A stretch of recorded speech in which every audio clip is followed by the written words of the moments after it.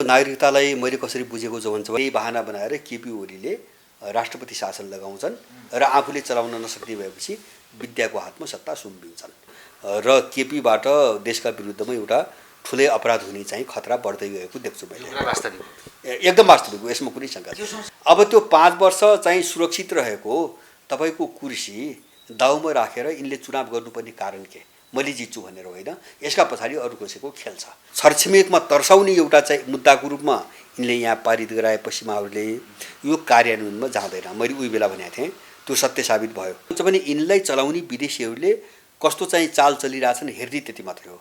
विदेशीको चाल हेर्यो भने यिनलाई बुझ्न सकिन्छ। नाकाबन्दीको बेलाको केपी र अहिलेको केपी त आकाश पातालको फरक छ। मान्छेले विश्वासै गर्दैन, विश्वासै लाग्ने स्थिति छैन। भनेपछि मैले भन्छु जब यिनीहरू घाँसभित्र लुकेका हरिया सर्प भन्छ नि, सबै चाहिँ एउटा अमेरिकी सरकार स्थापना गर्ने योजनाबाट आएको हो र त्यो तिब्बत विभाजनकै योजनामा आएको, अरू केही पनि छैन। एमसिसीका पछाडि अरूको कुनै पनि कारण छैन। हत्या हिंसा सुरु गराउने र जो सत्तामा छ उसबाट आफ्नो काम गराउने। चुनाव हुँदैन, चुनाव गर्नको निम्ति हुँदैन, सम्भवै छैन। यहाँ खेल त्यही हो। जस्तो यहाँ जग्गा अधिग्रहण गर्ने एउटा मिसनमा छ नि त, त्यो त उसले आफ्नो सुरक्षाको कारण देखाएर विदेशी सेना पनि बोलाउन सक्ने हो। मैले केपीले पनि यो बुझेरै भन्दैछन् कि यो किन त? होइन, बुझेर हो, त्यो अपराधमा सामेल भएका हुन्। अनि जहाँ स्वार्थपूर्ति हुन्छ त्यहाँ चाहिँ देश चाहिँ मार्दिने, बेचिदिने। यिनीहरूलाई एक आपसमा चाहिँ तपाईँको लडाइदिन्छ। एमाले फुट्यो, कमजोर भए। अब आफू बलियो बन्न सत्तामा जानुको निम्ति यिनलाई तोड्ने प्रक्रियाहरूको सुरु भयो। सके वैधानिक रूपमै कब्जा गरी, नसके चाहिँ सक्ने क्षेत्र टुक्राउने। जस्तो नागरिकता मुद्दामा पश्चिमा र इन्डियन एक ठाउँमा छ। ओली यो दुवै चिरबाट प्रोत्साहन पाइरहेछ अहिले। त उनको अवस्था चाहिँ एकदम सर्वाङ्गीण नाङ्गो भइसकेको छ। हामीले चिन्न नसकेका मान्छेहरू हुन्। मुकुन्डो लुकाएर अनि कसरी यिनीहरूलाई हामीले चाहिँ यिनी देशभक्तहरू पनि मानौँ। यो सबै केपी ओलीले काम गरिदिने, इन्डियनहरूलाई बुझाइदिने र इन्डियनहरूले केपी ओलीको सत्ता टिकाइदिने। भरतजी स्वागत छ हजुरलाई। हजुर, धन्यवाद। राम्रो दखल कुराकानी अगाडि बढाउनुहुन्छ र जनताले राम्रो मन पराउनु भएको छ हजुरलाई। अहिले खासमा यो नागरिकता अध्यादेशलाई एकदमै मान्छेले विभिन्न किसिमका टिका टिप्पणी गर्छन्। प्रधानमन्त्री केपी शर्मा ओलीको अहिले यो ल्याउनुलाई र राष्ट्रपतिले अध्यादेशलाई जारी गर्नुलाई चाहिँ कसरी लिनुभएको छ? छोटोमा बुझ्ने भाषामा। अब यो नेपाललाई माने एउटा चाहिँ यसको अस्तित्व समाप्त पार्न, यसलाई अराजकता अस्थिरतामा लैजान जो लामो समयदेखि एउटा खेल हुँदै आछ, त्यसको चाहिँ एउटा कडी हो। केपी ओलीको कदम चाहिँ एउटा कडी हो भन्ने लाग्छ मलाई। अब यो नागरिकतालाई मैले कसरी बुझेको छु भन्छ भने इन्डियनहरूको इन्ट्रेस्ट अहिले मात्रै होइन, 9 सालदेखि यिनको नागरिकतामा छ। यो नागरिकता जन्मको आधारको नागरिकता 9 सालमै पनि बनेको थियो। यो काङ्ग्रेसहरूले बनाएका थिए। त्यसपछि महेन्द्र पञ्चायत व्यवस्था आएपछि 19 सालमा महेन्द्रले यो खारिज गरे। त्यसपछि राजाहरू रहेसम्म यो चाहिँ कानुन बनेन र यो 12 बुँदे समझदारी, यो 10 वर्षको युद्धपछि 12 बुँदे समझदारीमा नलिएको तर इन्डियनहरूसँग भएको एउटा सहमति हो। यो होइन, सहमति हो।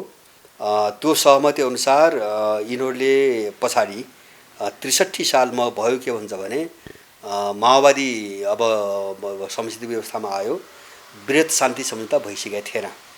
त्यसपछि इन्डियनहरूले एउटा चेतावनी दिए, त्यो 12 बुँदेमा भएको सहमति अनुसार त्यो जन्मको आधारको नागरिकतामा दलीय सहमति भएन भने हाम्रो चाहिँ सहमति हुन्न, स्वीकृति हुन्न यो सम्झौतामा भन्ने धम्की दिएपछि उनीहरू 63 साल कार्तिकमा वृहत शान्ति सम्झौता मङ्सिर 7 गते 5 गते भयो। कार्तिक 22 गते यो 8 दल बसेर जन्मको आधारको नागरिकता ऐन जारी गर्ने भनेर बनाउनु पर्ने भनेर एउटा सहमति गरे।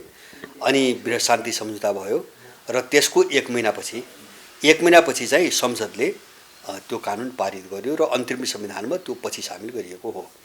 पद जोगाउनको लागि यो गरिएको भन्ने कुरा एकदम होइन। यसमा दुईटा रणनीति छ। अब यिनीहरूको कोणबाट हेर्दाखेरि अहिलेको लडाइँ जस्तो विदेशीले के गर्छ भन्छ भने समय समयमा जस्तो 10 वर्षमा पनि यही हामीले देख्यौँ, यिनीहरूलाई एक आपसमा चाहिँ तपाईँको लडाइदिन्छ।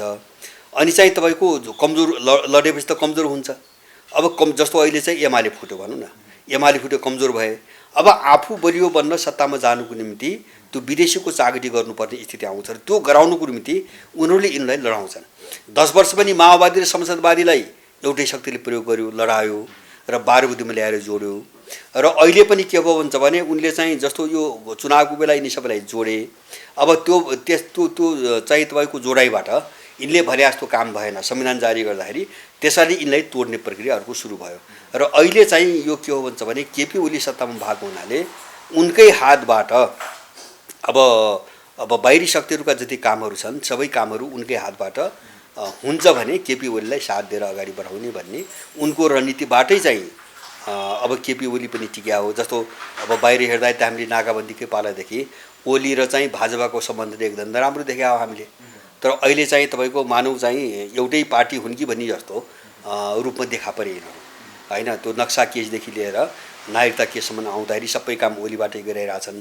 र मैले सुनेको यति मात्रै होइन, जो रको चिफ आए केही समय अगाडि ओलीसँग गोप्य भेटघाट गरे, त्यसमा चाहिँ धेरै सम्झौता भएको छ। अलिकति रणनीतिक दीर्घकालीन सम्झौता भएको छन्।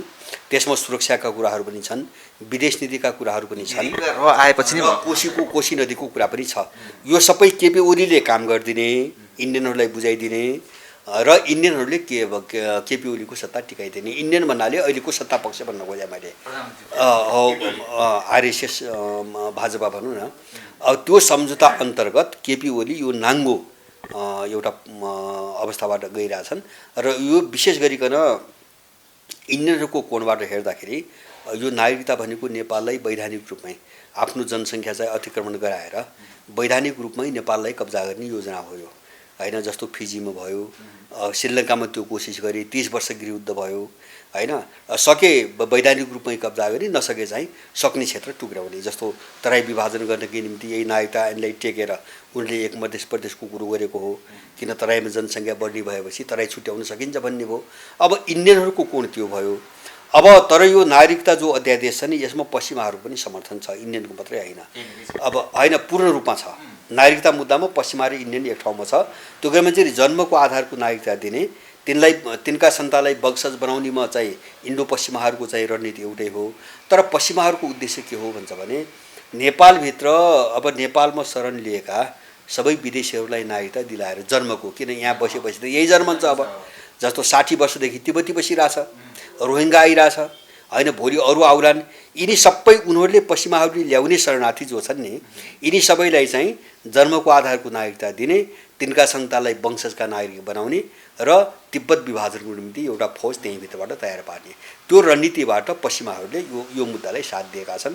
र ओली यो दुवैतिरबाट प्रोत्साहन पाइरहेछन् अहिले होइन। सत्ता टिकाउनुको निम्ति मोदी पक्षले अब 8 दिने भयो होइन। अब पश्चिमाहरूको जस्तो एमसिसीको केस छ होइन, यिनी धेरै केसहरू जोडिए र यो काम सम्भवतः जस्तो संसद राख्दा, मलाई एउटा मैले बुझेको संसद राख्दाखेरि त जस्तो हरेक खालका मान्छे छन्। अब जस्तो एमालेभित्र हिजो कार्यदल बन्यो होइन, विवाद आयो, भोलि पनि संसदमा राख्दाखेरि विवाद आउँछ, विरोध गर्ने मान्छेहरू छन्। त्यस कारणले अब केपीकै हातबाट अध्यादेशबाट धमाधम जबरजस्ती सबै काम गराउने रणनीतिबाट अगाडि बढेको हो। र केपीबाट देशका विरुद्धमा एउटा ठुलै अपराध हुने चाहिँ खतरा बढ्दै गएको देख्छु मैले। एकदम वास्तविक हो, यसमा कुनै शङ्का छैन। यो सँगसँगै अलिकति पुरानो त भयो, तर यो आइराख्ने एमसिसीलाई पनि केपीओलीले सपोर्ट गर्नुभएको छन्, किन जसरी पनि पास गर्नुपर्छ? पास गर्नुपर्छ होइन, मैले भने नि जस्तो यस्तो कस्तो हुन्छ भन्छ भने जस्तो कतिपय मान्छेहरू हेर्दाखेरि त्यसको असली चाहिँ चरित्र, त्यसको मिसन, त्यसको हिजोदेखिको सम्बन्ध सबै चिज नबुझ्दाखेरि मान्छे एक दुईवटा चाहिँ एजेन्डा मात्र हेर्दाखेरि मान्छे भ्रमित पनि हुन्छ। जस्तो यदाकदा चाहिँ जस्तो नाकाबन्दीको बेलामा केपीको पोस्टर देख्यो, अथवा चाहिँ तपाईँको लिम्पियाहरूको नक्सा पारिदराही दलहरूको देख्यो, नबुझ्ने मान्छेलाई के नै राम्रो काम गरे भन्ने हुन्छ। तर यस्ता काम के को निम्ति गर्छन् भन्ने चिज खोतल्न सकेन भने अब अलिपछि गएर मान्छे फस्छ होइन। जस्तो हामी फसिरहेको छौँ, अहिले त्यही भइरहेछ। जस्तो लिम्पियाधुरा आखिर त्यो जमिन, नेपाली जमिन ल्याउन, त्यो भूमि ल्याउनुको निम्ति त्यो भएको होइन। मैले उही बेला भनेको थिएँ, नेपाली जमिन आउँदैन, त्यो प्रक्रिया पनि सुरु हुँदैन होइन, प्रक्रिया पनि सुरु हुँदैन। यो चाहिँ अरू कसैको निम्ति पारित गरिदिएको चाहिँ मुद्दा हो। मैले त्यो बेला पनि मैले भनेको थिएँ। अब यो विशेष गरिकन इन्डियनहरूलाई आफ्नो काबुमा राख्न, नियन्त्रणमा राख्न र चीनका विरुद्ध आफ्नो रणनीतिमा काम गराउनुको निम्ति तर्साउने, छरछिमेकमा तर्साउने एउटा चाहिँ मुद्दाको रूपमा यिनले यहाँ पारित गराए पश्चिमाहरूले, यो कार्यान्वयनमा जाँदैन। मैले उही बेला भनेको थिएँ, त्यो सत्य साबित भयो। र त्यही ओली हो सबभन्दा अग्रसरता देखाएर नक्सा पारित मैले गराएँ भन्ने ओली, त्यही ओलीले चाहिँ पुस्तकमा छाप्न यो नक्सा रोक्यो, नक्सा छाप्न रोक्यो। र उसैले नै विद्यादेवी भण्डारीले बाँडी तकमा पनि राख्न नक्सा छाप्नु छोड्यो। अहिले त उनको अवस्था चाहिँ एकदम सर्वाङ्ग नाङ्गो भइसकेको छ। भनेपछि अब एउटा चाहिँ यिनीहरू छद्मवेशी हुन्, हामीले चिन्न नसकेका मान्छेहरू हुन्। मुकुन्डो लुकाएर होइन, जनता बिचमा चाहिँ भ्रामक कुराहरू गरेर मत बटुल्ने र सत्तामा जानको निम्ति उनले आवरण चाहिँ छोपेर बसेका हुन्छन् एउटा। अब अर्को चिज के हुन्छ भने विदेशीले यिनका बिचको जो कुण्ठा महत्त्वाकांक्षा अथवा चाहिँ तपाईँको विभिन्न स्वार्थहरू हुन्छन् नि, उनीहरूले त्यसलाई प्रयोग गर्छन्। जस्तो ओलीको चाहिँ आफ्नो कुण्ठा र उसको स्वार्थ प्रयोग गरिरहेछन् होइन। जस्तो एमसीसीको कुरा पनि यही हो त, किन नेपाललाई आवश्यकता छैन एमसीसी अथवा होइन, नेपाललाई आवश्यकता होइन। जस्तो पहिलो कुरा के हुन्छ भने एमसीसी अनुदान होइन, हामीले बुझ्नुपर्ने कुरा। किन अनुदान भनेको त्यत्रो चाहिँ सम्झौता पत्र बनाएर त्यस्ता शर्त राखेर संसदबाट पारित गर्दैन। नेपालको इतिहासमा विदेशीको कुनै पनि अनुदान संसदमा लगिएको इतिहास छैन। एमसीसी पहिलो इतिहास हो एउटा। त्यो किन लगियो भन्ने कुरा हो है। मैले भने नि त्यो किन लगियो भन्छ भने एमसीसीका म सबै त्यहाँ भएका प्रावधानमा म जान चाहन्न त्यहाँ होइन, के छन् भन्ने कुरा सबै बाहिर आइसकेका छ। तर संसदमा लग्न किन खोजियो, त्यसलाई संवैधानिक रूप दिन किन खोजियो भन्छ भने त्यो एउटै कारणले त्यो गर्न खोजिएको छ। किन संसदबाट पारित भयो अथवा त्यसले संवैधानिक मान्यता पायो भने त्यो स्वायत्त संस्था बन्छ। त्यसमा नेपाल सरकारको लगाम हुँदैन, नियन्त्रण हुँदैन। र त्यो सम्झौताको एउटा बुँदा के छ त्यहाँ भन्छ भने एमसीसीले अर्को पक्षसँग कुनै पनि सम्झौताहरू, अर्को पक्ष भन्नाले अर्को कुनै देश, कुनै कम्पनी वा कुनै संस्थासँग एमसीसीले सम्झौता गर्नु पर्यो भने त्यो स्वतन्त्रतापूर्वक गर्न पाउने छ, स्वायत्ततापूर्वक गर्न पाउँछ भन्ने चाहिँ तपाईँको त्यहाँ छ। हो त्यो प्रावधान टेकेर जस्तो अफ्रिकामा उनले के गरे, एमसीसीले अफ्रिकामा के गर्यो भन्छ भने जस्तो अफ्रिकामा केही देशमा विद्रोह भयो नि, विरोध भइरहेछ, त्यसको कारण के भने त्यो सम्झौता गरायो, स्वायत्त हुने सम्झौता गरायो। अनि स्वायत्त भइसकेपछि त उसले त समानान्तर हिसाबले काम गर्न पायो। अनि उसले भकाभक चाहिँ विदेशी कम्पनीहरूसँग चाहिँ अब त्यहाँको जमिन चाहिँ सस्तो मूल्यमा चाहिँ अधिग्रहण गर्यो, किन्यो। अनि त्यो जमिन चाहिँ सबै विदेशी कम्पनीलाई बेच्न सुरु गर्यो र पुरै अफ्रिकी देशहरूमा विदेशी भर्न थाल्यो। त्यसपछि त्यहाँ विद्रोह सुरु भयो। यहाँ खेल त्यही हो। जस्तो यहाँ जग्गा अधिग्रहण गर्ने अथवा चाहिँ तपाईँको अब विभिन्न खालका प्राकृतिक स्रोतहरू अधिग्रहण गर्ने अनि त्यसको उपयोगको निम्ति सबै विदेशी कम्पनीलाई बेचिदिने र विदेशी भर्ती एउटा मिसनमा छ नि त त्यो त होइन, विदेशी मिसनमा छ। एउटा चाहिँ उसले जे पनि गर्न पाउने, उसले के पनि पाउने हो त भन्छ भने भोलि चाहिँ मलाई असुरक्षा भयो, अब मेरो चाहिँ यो निर्माण कार्यमा चाहिँ अवरोध आयो भनेर उसले आफ्नो सुरक्षाको कारण देखाएर विदेशी सेना पनि बोलाउन सक्ने भयो। होइन, सम्झौता अनुसार त हुन सक्ने भयो नि त। ऊ स्वायत्त भएपछि उसले आफ्नो सेक्युरिटीको निम्ति सेना बोलाउनु पाउँदैन। सेना त ल्याउनु त पायो नि, सम्झौता कसैसँग गर्न पायो। अब यो कामलाई रोक्न नेपालले नपाओस् भनेर त्यहाँ अर्को प्रावधान के छ भन्छ भने यो एमसीसीको क्रियाकलापहरूको विषयमा यदि नेपाल सरकारले कुनै जानकारी चाह्यो भने अब त्यो जानकारी लिन एमसीसीसँग पूर्व स्वीकृति लिनुपर्छ अथवा उसको अनुमतिबाट मात्रै त्यसले के गरिरहेछ भन्ने कुरो जानकारी लिन पाइयो। उसले अनुमति दिएन भने पाइएन। त्यहाँसम्मको प्रावधान राखेर एमसीसी चाहिँ तपाईँको भित्राउन खोजिरहेछ। त्यो के कारणले एमसीसीको कभरमा अब चीनका विरुद्धमा तिब्बत विभाजनदेखि लिएर युद्धको तयारीमा जति कामहरू हो नि, त्यो काम उनीहरूले स्वतन्त्रतापूर्वक र गुपचुप ढङ्गले गर्न सकुन्, त्यतिको निम्ति एमसीसी आएको। मैले यो बुझेरै भन्दैछन् कि यो किन त होइन, बुझेर हो, त्यो अपराधमा सामेल भएका हुन्। जस्तो उनले पालेका, पश्चिमाहरूले पालेका, त्यही कारणले जस्तो एमसीसी त निर्माणको काम हो नि, निर्माणको काम हो। यसलाई चाहिँ त्योसँग सम्बन्धित मन्त्रालयसँग जोड्नु पर्थ्यो। तर एमसीसीसँग एग्रिमेन्ट गर्यो अर्थ मन्त्रालयले होइन, त्यो अर्को मन्त्रालयले गरेन। जहाँ सम्बन्ध हो त्यो मन्त्रालय, जस्तो ऊर्जा मन्त्रालयले गरेन, उसलाई दिएनन्, गरायो अर्थ मन्त्रालयसँग सम्झौता। किन गरायो भने त भने त्यहाँदेखि युवराज खतिवडा थियो, उनको मान्छे थियो होइन, त्यो पश्चिमाहरूले पठाएको मान्छे थियो। त्यस कारणले गर्दाखेरि उसकै कार्यकालमा सबै काम अगाडि बढाउने हिसाबले सम्झौता अर्थ मन्त्रालयसँग यिनीहरूले गराए। अब यत्रोसम्म खेल खेलेर उनीहरू अगाडि आएका हुन्।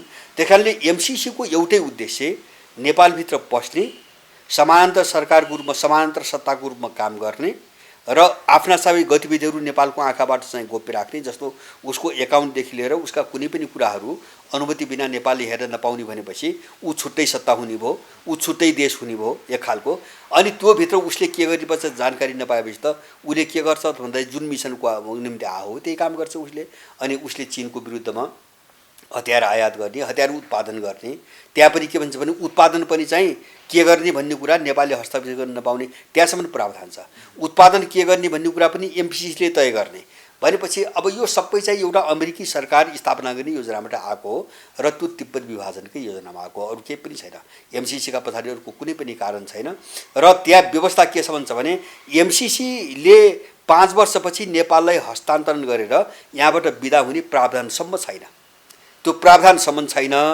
बरु के भनेको छ भन्दाखेरि त्यो प्रोजेक्ट सकियो भने 5 वर्ष सकियो भने होइन, प्रोजेक्ट सकिन्छ तर एमसिसी अन्तर्गत जो संरचना बन्छन् नि, जस्तो उनको ब्याङ्क अकाउन्ट छ, उनको खरिद बोर्ड छ, उनको के बोर्ड छ, हो तिनीहरू चाहिँ खारेज नहुने प्रावधान छ। ती सधैँभरि नेपाल बसिरहेको छ। प्रचण्डहरूले चाहिँ यो आवश्यकता छैन, माधव नेपालले आवश्यकता छैन भनेर ओलीको विरोध गरे, उनीहरूले चाहिँ बुझेर अथवा यो उही विरोधका लागि विरोध मात्रै गरेका हुन् कि खास एमसिसीको होइन, एमसिसीको माधव नेपाल प्रचण्डले विरोध गरेको मलाई थाहा छैन होइन, यो गलत कुरा हो। उनले दोग्ला भाषा बोलिरहेका छन्। एमसिसीको विरुद्धमा माधव नेपाल अब प्रचण्डहरू अहिलेसम्म खोलेर आएको मलाई थाहा छैन। उनले भनेको के हो, ओलीको विरुद्धमा लागेका छन्। ओलीको विरुद्धमा उनको त आन्तरिक पार्टीभित्रको लडाइँको कुरा भयो होइन। अब जस्तो माधव नेपाल प्रचण्डहरूले भनेको के हो भन्छ भने नेपालको अहित नहुने गरी पारित गर्नुपर्छ भनेका छन् होइन। एमसिसी संशोधन गरेर भनेका छन्। अब जस्तो विरोध भएको बरु चाहिँ तपाईँको अलिकति प्रखर रूपमा विरोध गरेको देखेको झलनाथ खनालबाट हो। लीलामणिहरू प्रखर विरोधी लीलामणि हुन्, अब देव गुरुङहरू हुन् र केही किन यसरी पुरै विरोधहरू हुन् होइन। उनीहरूको आफ्नो व्यक्तिगत चाहिँ तपाईँको बुझाइ पनि हुनसक्छ। जस्तो लीलामणिको पछाडि अब उनको बुझाइ नै हो भन्ने लाग्छ, उनको एउटा देशप्रतिको चिन्तै हो जस्तो लाग्छ। देवगुरुङको पनि अब त्यही हो भन्ने लाग्छ। तर धेरै अरू कतिपय मान्छेहरू जो चाहिँ विरोध गर्छन् नि, अब उनको चाहिँ मनैबाट आएको विरोध त हो कि होइन भन्ने पनि लाग्छ। जस्तो अहिले चाहिँ तपाईँको जस्तो भन्नुहोस् नि, अब जस्तो रोल हेर्दाखेरि कतिपय चिजहरू यिनीहरूभित्रको आन्तरिक लडाइँको कारणले एउटा राम्रो अडान राखे जस्तो गर्छ। म तपाईँलाई एउटा उदाहरण दिउँ। जस्तो एमसिसी एकछिन भन्नुहोस् न, अब झलनाथ एमसिसीको विरुद्धमा उभिएका छन्। अर्को कोणबाट जस्तो यो नागरिकता प्रसङ्ग आछ नि, यो जन्मको आधारको नागरिकता ऐन बनाउने त सबैको सहमति हो। अब अहिले यो वंशजको नागरिकता दिनुपर्छ, तिनका सन्तानलाई वंशजको नागरिकता दिनुपर्छ भन्ने दलीय सहमति भने कसरी यिनीहरूलाई हामीले चाहिँ यिनी देशभक्त हुन् भन्ने मानौँ। माने यिनीहरूले मान्छेलाई भजाउनुको निम्ति केही मुद्दाहरूमा जुन मुद्दा आफ्नो प्रतिकूल हुन्छ, आफ्नो अनुकूल हुँदैन, त्यसमा चाहिँ विरोध गरे जस्तो देख्ने र राष्ट्रवादी देखिने होइन। अनि जहाँ स्वार्थपूर्ति हुन्छ त्यहाँ चाहिँ देशलाई मारिदिने, बेचिदिने, यो भूमिका सबैबाट हुँदै आछ। त्यस कारणले गर्दाखेरि यिनीहरूमध्ये यो देशभक्त हो, देशको निम्ति यसबाट हित हुन्छ भन्ने यो भ्रममा हामी पर्नु हुँदैन होइन। जस्तो केपी ओलीकै देख्यौँ नि त, तपाईँको नाकाबन्दीको बेला उनको त्यो पोस्टर हेर्नुहोस् र अहिले चाहिँ तपाईँको यिनको यो गतिविधि हेर्नुहोस्, मान्छेले विश्वासै गर्दैन, विश्वासै लाग्ने स्थिति छैन। भनेपछि मैले भन्छु जब यिनीहरू घाँसभित्र लुकेका हरिया सर्प भन्छ नि होइन, फाइदाको निम्ति चाहिँ अब आफू अप्ठ्यारोमा पऱ्यो भने देशभक्त बन्ने, अनि सत्तामा हात पर्यो अब त्यहाँ टिक्नु पर्यो भने देश चाहिँ बेचिदिने, सबैको भूमिका यही हुँदै आछ। अहिले केपी ओली सत्तामा भएको कारणले होइन यो अध्यादेश जारी गरे होइन, आफू टिक्नको निम्ति यो अपराध गरे। तर मलाई के विश्वास भन्छ भने हिजो यो विधेयक, यो कानुन सबैले मिलेर बनाएको हुनाले यदि अर्को पक्षमा सत्तामा भइदिएको भए र उसलाई पनि हामी तिमीलाई चाहिँ टिकाइदिन्छौँ, यो अध्यादेश अगाडि लग भन्यो भने अर्कोले पनि गर्छ। मैले अब यो संसद विघटन र त्यसपछिको चुनावको कुरा छ नि, हुन्छ अथवा के गरौँ होइन, यो सम्भव छैन। जस्तो यो रणनीतिलाई बुझ्ने हो, जस्तो यिनको बोलीलाई त हेर्नै हुन्न। मैले बारम्बार भन्छु नि, यिनले के बोल्छन् भन्ने कुरा हेर्नै हुँदैन, त्यसले नेपाल कतै पनि बुझिँदैन।